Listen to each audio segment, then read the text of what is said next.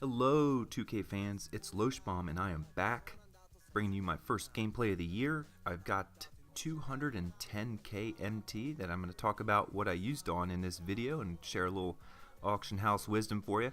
My opponent doesn't quite have the lineup that I've got, and he's going to be using Robert Horry at center late in this game, and quite effectively. One of the key things that you've probably learned from playing this mode is that you don't really need the greatest players of all time to do quite well. You can do really well with just some Ruby, some Sapphire players, and setting a good creative lineup and getting it all together. But I've got some of the best players in the game, like Michael Jordan, who is incredible on defense. When this Game Breakers collection first dropped, I was really excited about GP. He's one of my favorite players of all time. And on defense, he's got that 99 steal, that Hall of Fame pickpocket badge. But Jordan has a 98 steal tendency, which is higher than GP's, which I believe is a 92. And another thing about Jordan is he's got a really high pass interception. So you don't even need to be controlling him. He'll just come up with plays. And he's also a very capable passer, a hit Neek there, wide open in the corner. It doesn't go in, but he is a guy that is just a good all-around player. He's not the game breaker that I think people were expecting, and that's why he's been getting some criticism on the forums. You know, people are upset that he can't go out and dunk on 5 people at once, doesn't have Hall of Fame posterizer, doesn't have a 90+ 3 ball, doesn't have 3-point hot zones, things like that. Well, you know, MJ probably didn't do a lot of that in 1996. But you shouldn't be discouraged. He still comes up with monster dunks. He still has a pretty good 3 ball, and some of which you'll green. But all around, as a good player, he just does it. You know, I think from the mid range and in, if you're capable of hitting mids off the dribble, and he's got that 99 drive tendency and a attack strong in the drive tendency that's way up there as well, you're gonna be able to be very effective with him. Now, I like pushing the limits with him, so I think I went 2 for 12 with him this game. But I'll show you what his secret weapon is later on. It's the Hall of Fame teardropper, which is one of my favorite shots.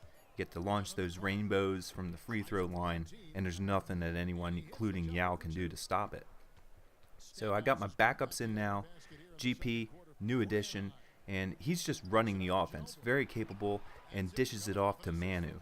So if you watch more than 1 or 2 of my videos this year, you're going to be very tempted to go after Manu and Sabonis if you don't already have them.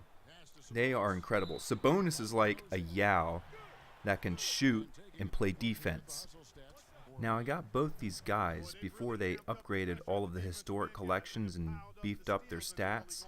And after that happened, and the subsequent dynamic duo of Manu and Sabonis, and the 3-point shoe that I put on Sabonis, I have probably the game's best big shooter you can have.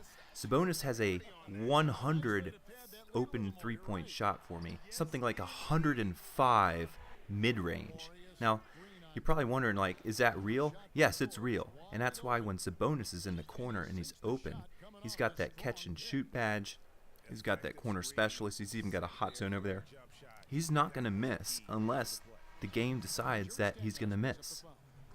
But he's more than just a 3-point shooter. He can take it inside. He can poster people. He can drop step. He's got a really good post game, post fade. He's got acrobat on him. He can do it all. And I call him the franchise center because he carried my team for so long. I've since upgraded. I've got D-Rob, I've got Shaq, and my favorite now, PD Wilt. But of all those guys, I mean, Sabonis is the one that's really going to break the game open, and he'll be really quiet and then all of a sudden go off for 15 and a quarter when your opponent decides that he wants to off-ball. But I'm running D-Rob. You can see he gets that backhanded block. I hate that animation. And there's Manu going inside with his nice little layup / floater. Manu, the other side of this dynamic duo, is pretty good at himself. He can get the most insane in-traffic layups with that Hall of Fame acrobat badge. Now, I do a lot of stuff with him that probably is pushing the limits, but he can do it sometimes. As you can see, I stop and pop that 3. But one of my favorite things to do with him is like the hop step in the lane where he does like the half spin, and if somebody's manually controlling trying to defend against him, they're just going to bite and jump. And when you combine that with the Hall of Fame acrobat, he's going to get off some incredible plays. Now, Manu is pretty true to his real life self. He'll come up with some amazing plays, but also do some dumb things like throw the ball away. But one of the things about Manu that most people probably haven't paid a lot of attention to is his blue or personality badges. And he's got my favorite one. He's got that spark plug badge, which makes your player just do really incredible plays coming out of a timeout or play stoppage. He's got microwave, and I believe he has alpha dog as well. I'm sorry, clutch performer. He's got every badge you want. And if you look at all of the other historic rewards players, I think the most anyone has other than Manu is 2, and Manu's got 4. So those badges mean a lot, especially the spark plug. For a while, I believe Manu and maybe like Wilt Williams were the only 2 that had the spark plug badge. Maybe there's 1 or 2 other, but nobody really of consequence. No, this whole entire Game Breakers collection has it now, so it's becoming more and more frequent. Jordan's got it. It's definitely noticeable. But I love using that badge. I remember going back to 2K15 when that Diamond Iverson had it. You put him in the game coming out of a timeout, and you knew that whatever he did, it was going to be insane. So I've had a lot of guys rotate in and out of my lineup, but I always wanted to keep Sabonis and Manu together. I'm sure they'll come out at some point, but I just have so much fun with them, and their gameplay is unique. Sabonis has got that really smooth jumper. Manu's got those insane handles, can finish in the paint, and come up with those amazing defensive plays. And we're under 3 minutes left in this game, so it's time to go to my go-to players. And we got Wilt there on a big block, and I'm going to give it to MJ. And this is what I was telling you about earlier when I said don't try to dunk on a team. Launch those rainbow floaters. You can see even Wallace was coming up to contest that. That Hall of Fame teardropper lights up, and you know that you're going to have a beautiful shot. Even if it doesn't go in, at least it'll look really cool than getting rejected at the rim. I'm going to try and see if I can get another one of those, and I get fouled. So Jordan's money from the line, but I really love going to that floater. Floaters and mid-ranges, I'm telling you, you master those and you'll have that MJ down really well. I get away with one there. Robert Horry is left open, and it's a 3-point game. It's not over yet. Throwing up the contested shots, and Wilt is the vacuum cleaner. Man, don't really need to be a good player to have that guy do his thing, and boy am I glad that I got him. Horry with another deep shot. Get away with one there. He was open. I got to slow this down, giving it to MJ. He's got a good free throw, so if I get fouled, I know I'm going to the line. Money in the bank. Time to go to the post. Wilt's clearing out of there.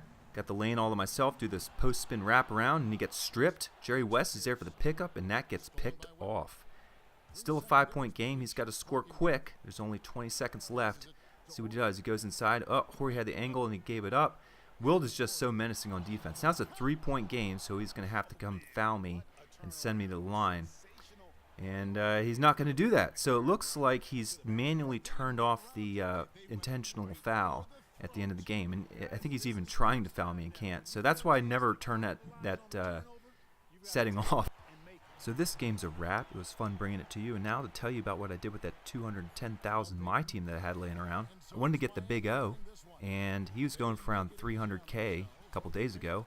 So I found an auction that was expiring at 6 in the morning Eastern time. And around 11 p.m., I found that Big O card.